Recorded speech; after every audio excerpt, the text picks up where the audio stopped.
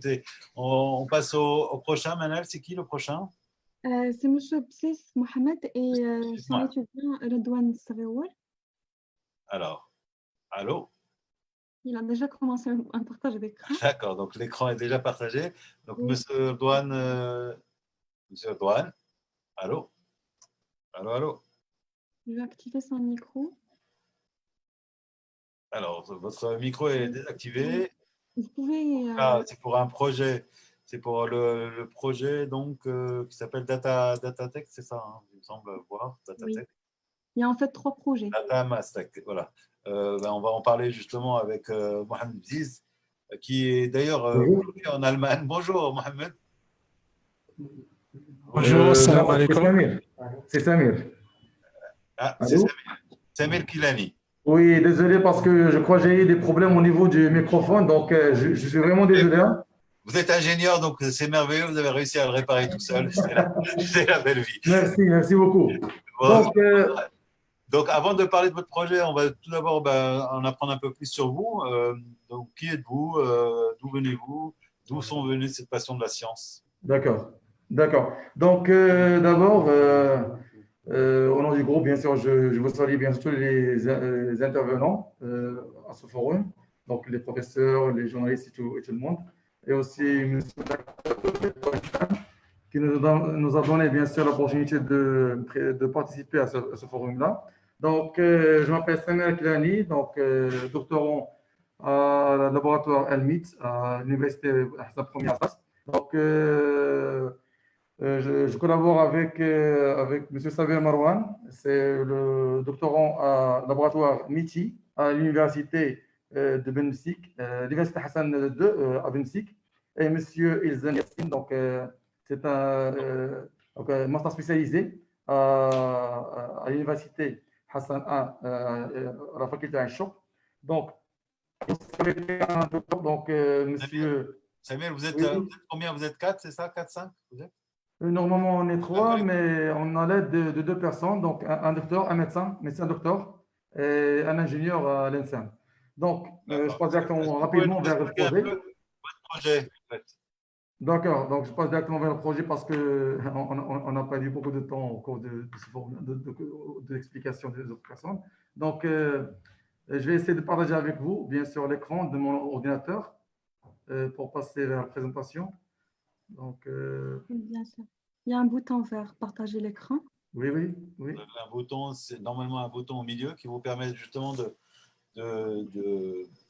alors, juste pour donc vous avez à peu près, voilà, 3-4 minutes pour nous expliquer un peu avec des diapos si vous avez ce genre de choses. Oui. Je m'excuse parce que normalement, la présentation, elle est dans un autre PC, donc je m'excuse pour c'est toujours problème.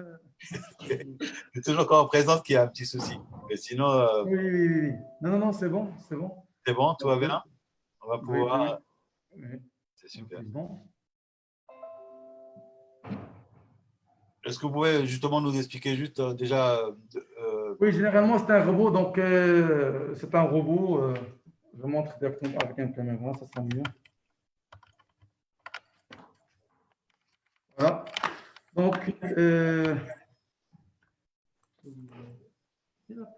Donc, c'est un robot, généralement, c'est un robot. Donc, je passe directement vers le robot pour ne pas passer du temps. D'accord.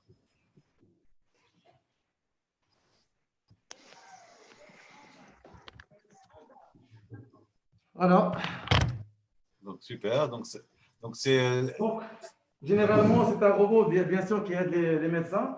Donc, il contient bien sûr beaucoup de capteurs, comme le capteur de pression du sang, ou bien les oxygène au niveau du sang. Attends, représentation ici. D'accord. Ça, c'est impeccable. Comme ça, c'est impeccable. Donc. Alors, si vous pouvez juste si vous pouvez relever juste un tout petit peu la caméra, qu'on puisse vous voir en même temps. Voilà, super, merci. Impeccable. Super, merci.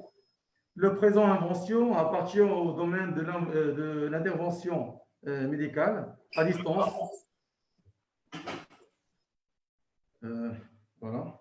Donc, la présente invention appartient au domaine de l'intervention médicale à distance et concerne plus particulièrement un dispositif robotisé, sert à limiter la propagation des maladies contagieuses comme le Covid-19 au centre de traitement, hôpitaux, et protéger la famille médicale, médecins, infirmières, etc. Donc, les aides dans le cas critique. Ce robot peut être commandé à travers une plateforme numérique, donc à travers bien sûr une application, et aussi il peut être autonome, donc il peut faire son travail autonome. Donc, généralement, pour donc si j'ai bien compris, excuse-moi, si j'ai bien compris, c'est que le patient aura affaire directement au robot sans avoir forcément un contact humain entre le patient et le robot, c'est ça? Effectivement, oui, c'est ça. Donc, je vais passer directement vers l'explication des éléments qui contiennent sur le robot. Donc, le robot, normalement, il y a bien sûr un caméra motorisée. Donc, on peut faire bien sûr orienter la caméra du robot pour faciliter bien sûr le contrôle ou bien la supervision du médecin. Il contient un écran bien sûr tactile. Donc, on peut voir bien sûr le patient, il peut voir le médecin, et même le médecin, il peut voir bien sûr le patient. Donc, je montre l'application directement parce qu'il y a une application ici. C'est ordinateur, donc voilà.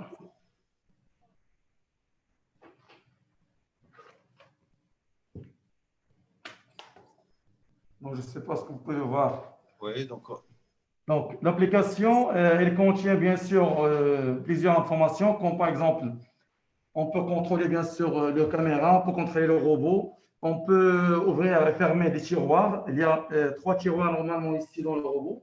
Donc, par exemple, je vais essayer bien sûr de commander bien sûr un tiroir. Donc,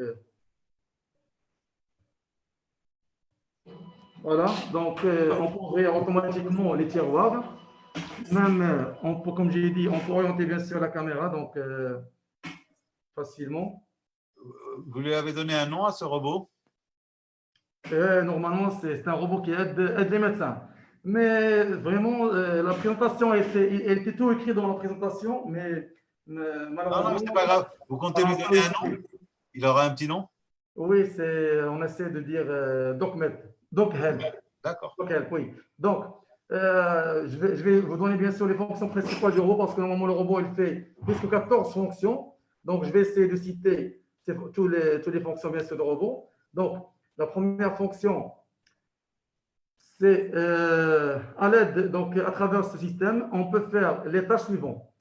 Donc, à l'aide de l'application à distance, on peut ajouter bien sûr les patients dans une base de données consultable à n'importe quel moment. Donc, à n'importe quel patient, il entre bien sûr dans l'hôpital. On peut noter beaucoup d'informations comme l'âge, est-ce qu'il a une maladie, ou bien les symptômes, bien sûr, d'une maladie, etc.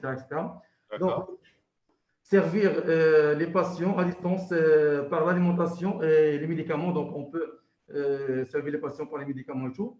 Contrôler les patients par un système audiovisuel. Donc, on peut parler avec les patients facilement. Donc, le médecin il peut voir les patients et les patients peuvent voir les médecins aussi. Donc, contrôler l'état de santé des patients à distance, comme la température. On peut contrôler la température. Et on a deux types de capteurs. On a un capteur sans contact. C'est un capteur laser. Donc, il y a un autre capteur avec le touche. On peut le toucher pour valider bien sûr la température. Parce que normalement, comme vous le savez, les capteurs à distance ne donnent pas une précision pour la température. C'est pourquoi on a ajouté un autre capteur. Donc, si on voit que la température est élevée, on utilise le deuxième capteur pour valider la température exacte. Donc on a dit qu'il peut contrôler la température du patient. La santé, donc la température, la fréquence cardiaque. Donc, on utilise bien sûr, il y a un trou ici, dans lequel on met bien sûr notre doigt. Il y a ici un trou, on peut mettre bien sûr notre doigt pour mesurer la fréquence cardiaque. Il mesure aussi la pression du sang à travers bien sûr un autre capteur. Donc, je vais essayer de le montrer. Donc, ici, on peut mesurer la pression du sang. Et on a un autre capteur, bien sûr, qui va mesurer le niveau d'oxygène dans le sang, SPO2. D'accord, un oxymètre, en fait. Voilà, oxymètre, effectivement, oxymètre. C'est une fonction, mais il y a un capteur qui est lié bien sûr directement avec le robot. Et on parle de l'application. Alors Donc, justement, bon, ça fait un peu peur, je pense, aux patients de se retrouver face à un robot. Rassurez-moi, la machine ne va pas devenir folle. Elle donne ses informations à qui? et donne toutes les informations à un médecin. Donc, il y a normalement une plateforme commande à distance, par D'accord, Internet ou localement, il n'y a pas de problème. Avec la plateforme que j'ai dit, donc la plateforme, elle peut contrôler plus qu'un robot. On peut dire quarantaine, 40 robots en parallèle. On peut voir seulement les données. Par contre, il y a une option du robot qui peut être autonome. Donc, il peut marcher tout seul. Ça veut dire d'accord, quoi? Ça veut dire, je mets seulement les médicaments dans les médicaments, l'alimentation dans le robot. Et on clique sur le bouton automatisé. Il y a un bouton caché ici à l'intérieur, un bouton caché automatisé. Comme ça, le robot, il suit une ligne.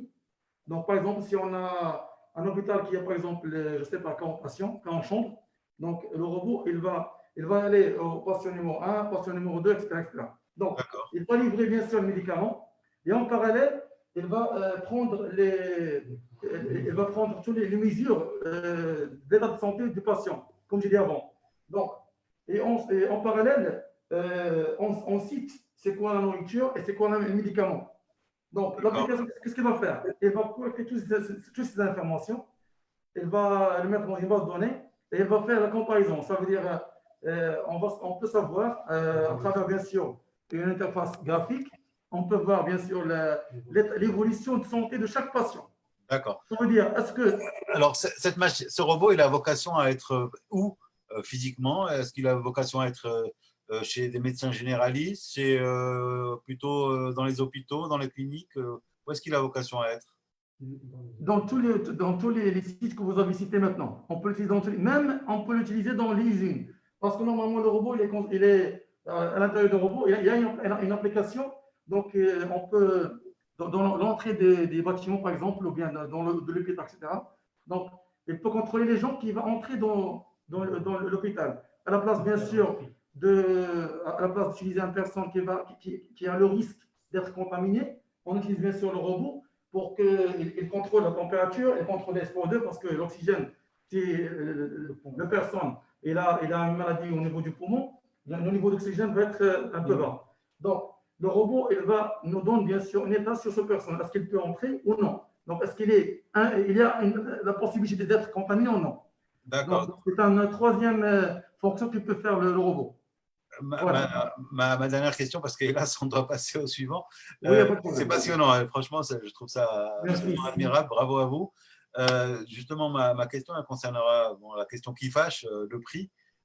Est-ce que vous avez vocation déjà, est-ce que vous avez à peu près une estimation du prix et une estimation du marché que vous comptez toucher? Est-ce que c'est l'Europe? Est-ce que c'est le Maroc? Est-ce que c'est un peu partout? Où est-ce que vous comptez vendre votre robot? Donc, généralement, avant de parler bien sûr du prix, donc on a fait beaucoup de recherches. Dès le départ de Covid, il y a bien sûr tout le monde à mettre en marche pour fabriquer des robots. Comme par exemple, il y a dans la Chine, par exemple, on peut trouver un robot qui fait livrer les médicaments, un autre robot qui fait bien sûr contrôler les gens, un autre robot, etc., etc. Donc, nous, on a essayé de faire un robot qui peut faire tout. Donc, à la place, bien sûr, d'un hôpital qui peut payer, par exemple, je ne sais pas, 10 robots, il peut utiliser seulement un seul robot dans lequel il y a beaucoup de fonctions à l'intérieur. Et en parallèle, bien sûr, ils vont profiter, bien sûr, d'applications qui est presque très intelligent qui va aider même les laboratoires de recherche de tester leurs médicaments, entre parenthèses. Par exemple, si on bien sûr un médicament et voir est-ce que ce médicament est fiable ou non, ils peuvent faire. Donc, le coût de ce robot-là, bien sûr, pour la construction, ce n'est pas un prix qui est énorme. Par contre, en fait, plus que le prix, parce que j'imagine bien que vous êtes encore en train d'avancer, c'est là. Non, c'est bon, on a terminé le robot. Il est fonctionnel. Il est fonctionnel aujourd'hui. Fonctionnel 100%. Vous cherchez quoi alors du coup? Vous avez créé une société, vous cherchez à l'industrialiser? Donc, généralement, on cherche un investisseur pour investir, bien sûr, pour construire des robots comme ça. Mais généralement, comme j'ai écrit dans la présentation, seulement on va changer quelques trucs dans le design, seulement le design. À part le design, donc tout c'est bon. Donc, pour le moment, on cherche seulement un investisseur, bien sûr, qui va nous aider, bien sûr, pour fabriquer ces types de robots. Et on cible d'abord, bien sûr, le Maroc et après, Inch'Allah, on essaie de cibler, bien sûr, l'Europe et même pas l'Amérique. Une volonté, évidemment, de construire le robot au Maroc, que ce soit une production marocaine, évidemment. Oui, bien sûr. D'accord. 100%. Bon, bah, écoutez, merci Samir, merci à Merci l'équipe. à vous. Il y avait beaucoup de choses à dire, mais malheureusement, l'ordinateur… Je ne sais pas si vous restez avec nous ou pas. S'il y a des gens qui veulent poser des questions sur le robot, donc le robot dont tu m'as donné le nom, DocMed, si je me souviens bien, donc, voilà, qui est capable de faire 14 fonctions en même temps, si j'ai bien retenu. Voilà, donc voilà, vous avez la possibilité de nous contacter en tout cas, ou que ce soit Manel ou moi, et on donnera les questions au fur et à mesure si elles arrivent. Avec un grand plaisir. Même si vous voulez faire un test directement pour le robot, il n'y a pas de problème. Et l'autre fonction que j'ai oubliée, c'est que le robot il peut stériliser le sol, donc de l'hôpital automatiquement. Donc il peut passer dans tous les champs, tous les couloirs et tout. Il peut faire stérilisation. Et il y a beaucoup de capteurs à l'intérieur. Je n'ai pas parlé de ces capteurs-là parce qu'on n'a pas eu le temps, mais je vais expliquer ça après. OK? Écoutez,